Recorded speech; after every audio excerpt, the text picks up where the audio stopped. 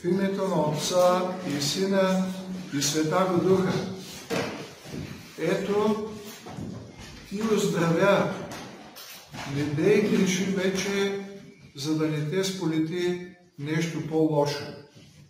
Ето тези думи, брати и сестри на Господ Исус Христос, си припомнихме в днешното Свето Евангелие, отправени към парализирания човек от 38 години, който лежал и не можел да оздравее, не могъл да оздравее. Но Господ Исус Христос го излекувал, както и хиляди, безброй други хора. Обаче, ето на Бог, любов обаче заплашва. Това е сериозна заплаха. Да си парализиран ти 38 години и като здравееш някой да ти каже, ето ти оздравя, но не дей греши вече, за да не те сполети нещо по-лошо. Тук си припомняме, че нашите страдания са следствие от нашите грешки, от нашите грехове.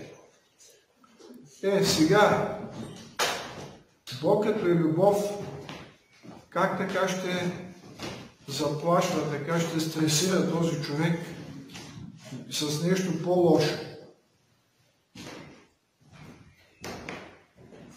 Представете си, че вървите по пътя с вашите деца и така на 100 метра встрани има пропаст, огромна пропаст. И децата ви тръгнат нататък. Вие няма ли да им кажете, нататък е страшно, има пропаст.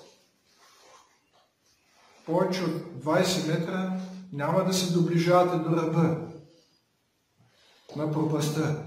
Или пък ще им кажете, вървете там, си играйте, ходете по ръба, но внимавайте да не паднете. Така ли ще им кажете? Съмнявам се.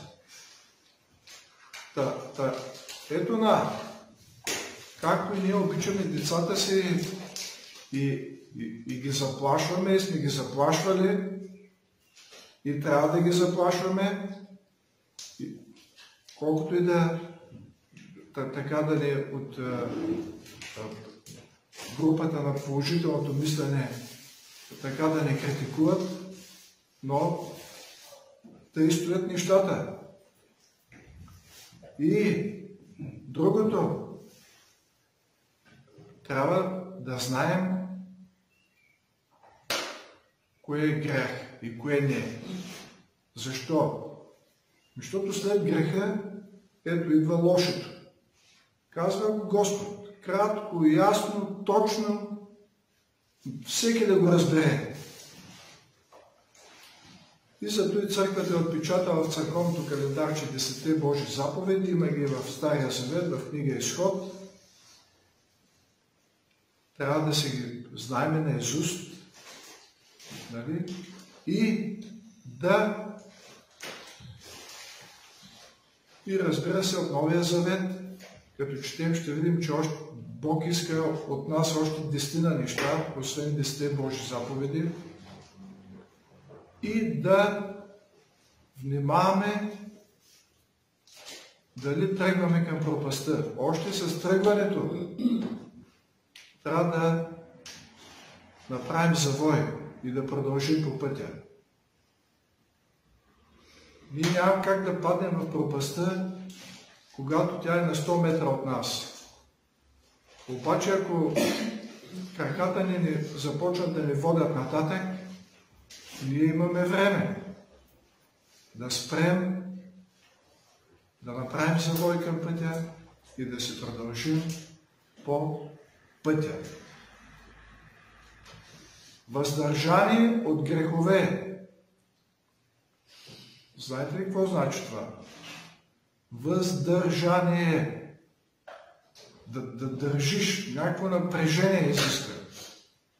Представете си, че сме изпуснали колата по някаква странена надолу и за да не падне долу и се разбие, ние я държим отпред. С всички усилия. И викаме за помощ.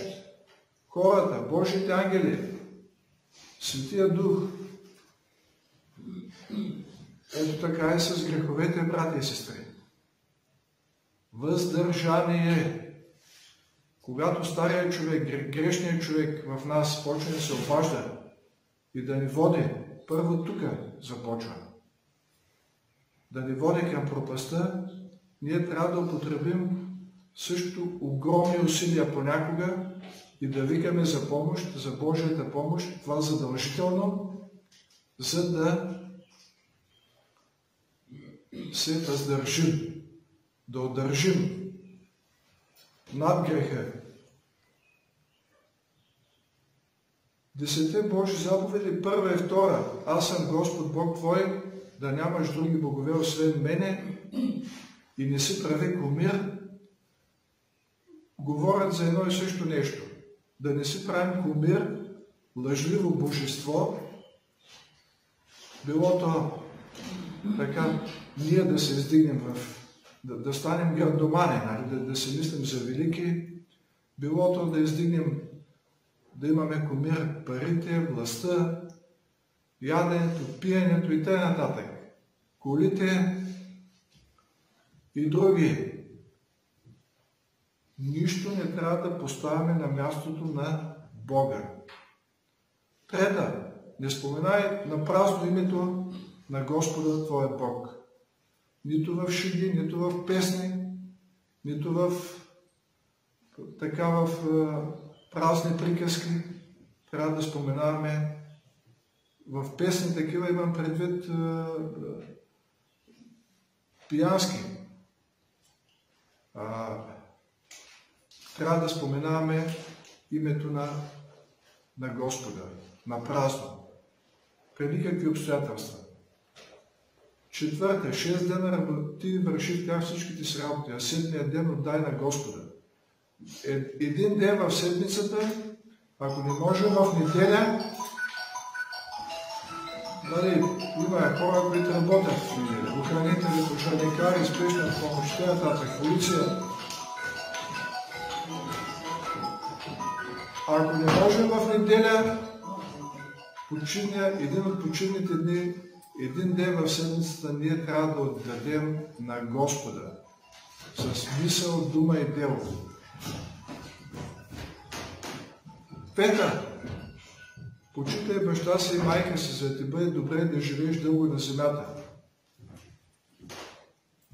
Абсолютно родителите, близките си, семейството си и даже всички хора трябва да ги почитаме, да не ги обиждаме, да не ги унижаваме, да не ги пренебрегваме и така нататък.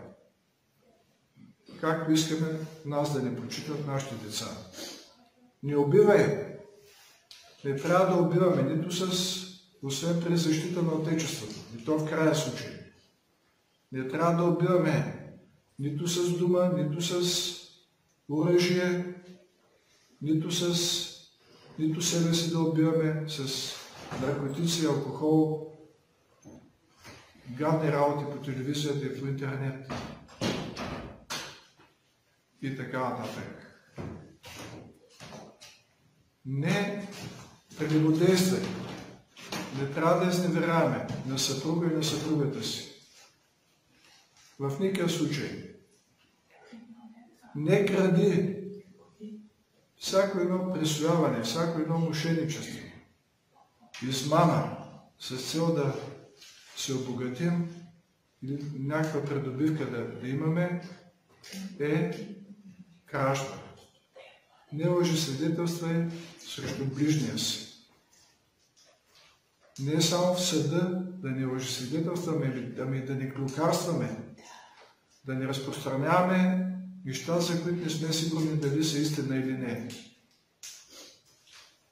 И даже и светите отци казват, даже и да са истина, лошото не трябва да го разпространяваме, освен ако е крайно необходимо. Не пожелавай дома на ближния си, жената на ближния си, нивата или нищо, което е на ближния. Тук да не лантим, да не сме толкова салчни, да имаме все повече и повече. И то не е права.